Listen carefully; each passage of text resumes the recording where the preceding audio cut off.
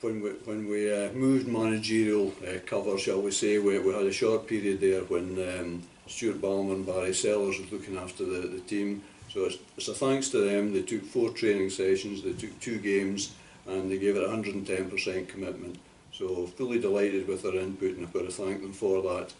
It certainly, I think it showed in the park. We got a response, and I just wish Stuart well in the future, that he finds a role somewhere as well. Just unfortunately never worked out this time, but he showed a lot of ability in the time he had the control there.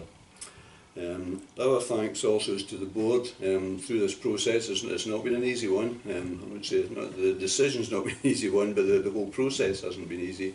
And the board have been very good. They've stood together, and we've seen through the process professionally and correctly at the end of the day, as we feel anyway.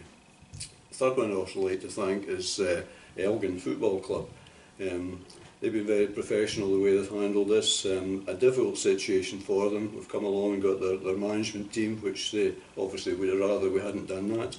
I'd also like to thank their chairman, my colleague, Graham Tatters, that he was, I think I've spoiled his holiday altogether. He was away in Florida for a while there, and I was phoning him at odd hours saying, please can we have permission? And he handled it well, and I must thank him and his board for the way they've done all this. That's my thank yous. Yeah, but just on to the process, maybe just talk about how we handled it. We always thought it was going to take 2 to 3 weeks. We never actually advertised it. That just seems to be the way in football these days. As soon as there's a vacancy, all the applications roll in. And we had close on 40 at the end of the day to consider. We also had a shopping list as well. So we sat down, we did our diligence, worked through all the applications, worked through the short week we had, made the approaches. As I say, did the diligence as thoroughly as we could, and then interviewed over the course of last weekend. And Jim's the man at the end of the day. As I've said already in reports and in the paper, he ticked the boxes, and he came out as most definitely the correct and appropriate candidate for this time, for our requirements. So can you sort of tell us, Ken, sort of what was the competition that... Well, we'll maybe not go through all the names. That wouldn't be fair, I don't think. But I can confirm it was a high calibre. It's not an easy process, and we had to make some soul-searching decisions at the end of the day. Jim, in fact, probably went through 3 discussion processes with us, and he came through well in them all. It's probably better he speaks himself as to what he feels about it and where he wants to go from here. But no, he presented well for us. He covered all the areas we're keen on. His background, we feel, gives us exactly the right thing we require and we're looking for at the moment. The club is ambitious, Jim's ambitious, and we all want to go the same way. We see ourselves not looking down the way, not standing over this trap door. But we'll go in bite-sized portions, we'll get off of that, we'll move on up the league. We're looking at playoffs, we want to be upstairs, we want to follow Brecon into the league above. So it's not a downward look, it's an upward journey. But it'll take time, we'll get there. And now moving on to Jim, of course. First of all, congratulations on the job, and congratulations on achieving an unusual record of being the first manager of every Angus club. How have you, the Angus clubs, is that just because it's been local that those sort of jobs have appealed to you? Well, I think it's certainly, first of all, I'm delighted to get this opportunity. I thank the chairman and the board of directors for unanimously going through the interview process and appointing us as manager of Forfar Football Club. I think the fact that I've managed the 3 other Angus clubs will stand me in good stead in terms of, I know the area, I know lots of the players, I have all the contacts that's required to make this club successful. I don't know if I'm the first to manage all 4. I think Mr McGregor said earlier there's probably been somebody before me, so hopefully that takes the pressure off. But it's a challenge, it's an exciting challenge, that we're looking forward to. I'm delighted that I'm able to bring my backroom team with me, and Gavin Price, who'll be joining us very soon, and that partnership is a very strong partnership and one that's brought us success at Elgin, that we feel that we can now take that up at Forfar.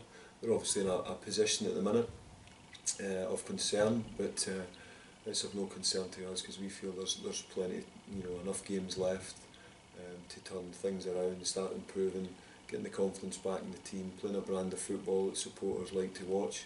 It's something that we've brought at previous clubs, and when that comes together, then you start to see the whole place given a lift. And also, you were already manager at Elgin, so what was it that sort of, because you weren't unemployed, what was it that spurred you on to apply for the Forfar job? Well, as the chairman said there, you get applications coming in and they have a shopping list, and thankfully I was part of that shopping list. I was very, very happy at Elgin. They were very good to me. They're an excellent football club, gave me an opportunity 3 years ago, and thankfully we repaid them with the results and the performances, and regarded by many there as probably as good as they've had. So it was with a heavy heart we made the decision, but it was clearly the right decision, and very strong about that in terms of, we're going up a league, we're going into a strong pool of players that I've worked with, players that I've played alongside, players that we've tried to get. We see it as a league that we can certainly look to improve, and teams around us in terms of challenge at the right end of the table. So with all those things in place, we felt that it was a no-brainer really.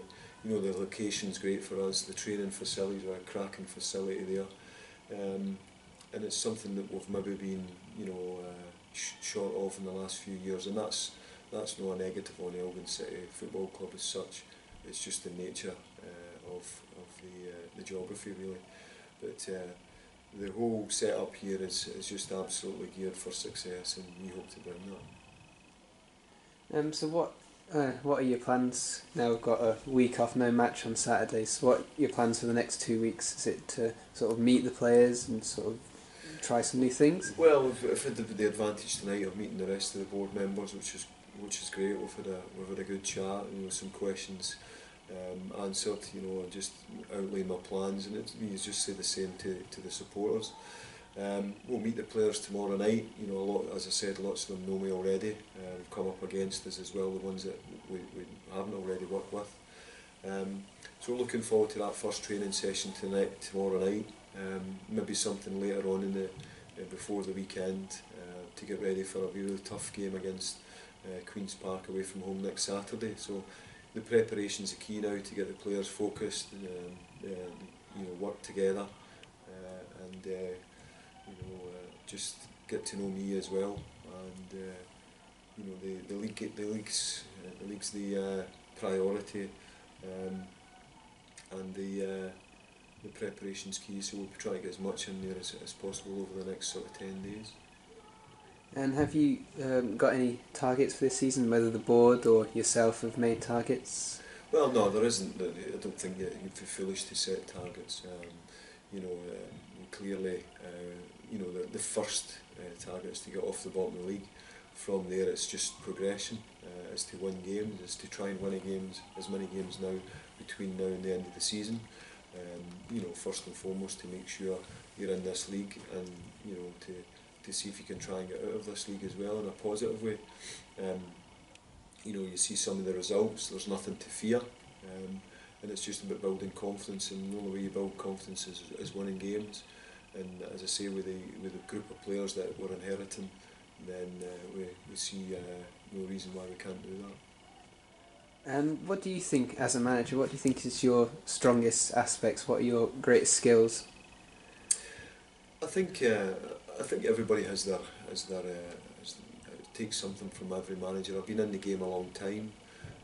I've now managed 4 football clubs. I've worked under maybe 10 managers of all different experience and taken a lot from them. I think as you get older, your management style certainly changes now from the first club that you've managed. I would say you sort of evolve. Evolve with the players, because it's the football's changed a wee bit. But I like to think that I'm very professional, very thorough in everything I do. I've got a real desire and will to win.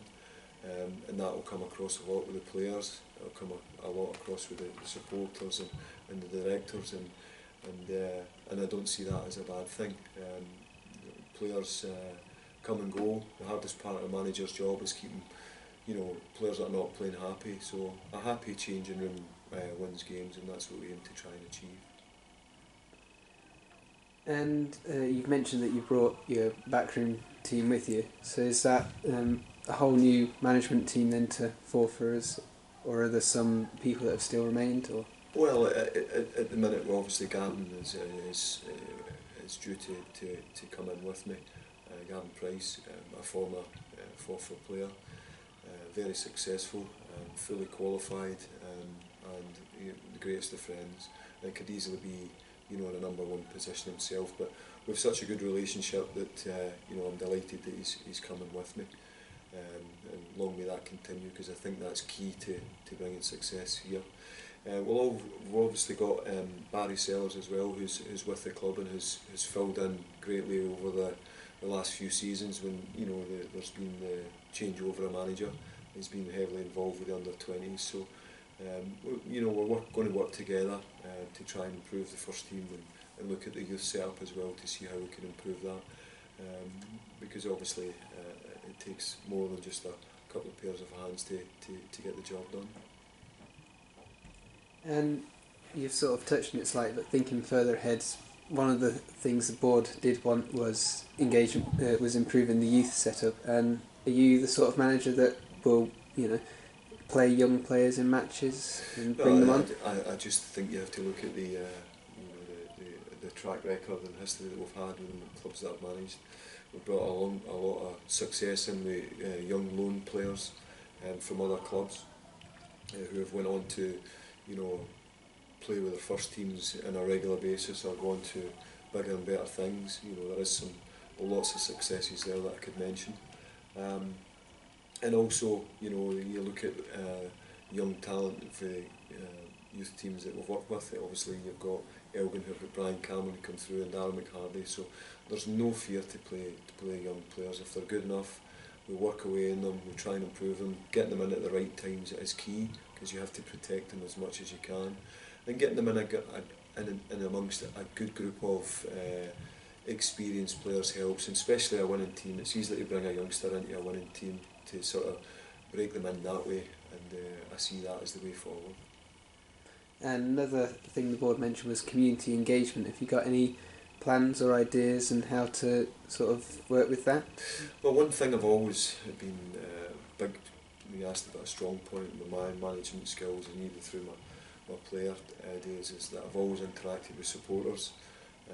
Maybe not so well with away supporters, but certainly my home supporters I've been able to interact with very well. I had a testimonial at St Johnstone that was really well supported because of the time I spent in and around the town, supporting boys clubs and youth clubs, and making my presence felt and trying to support them in everything they do. And it'll be the same here at this football club for myself and Gavin.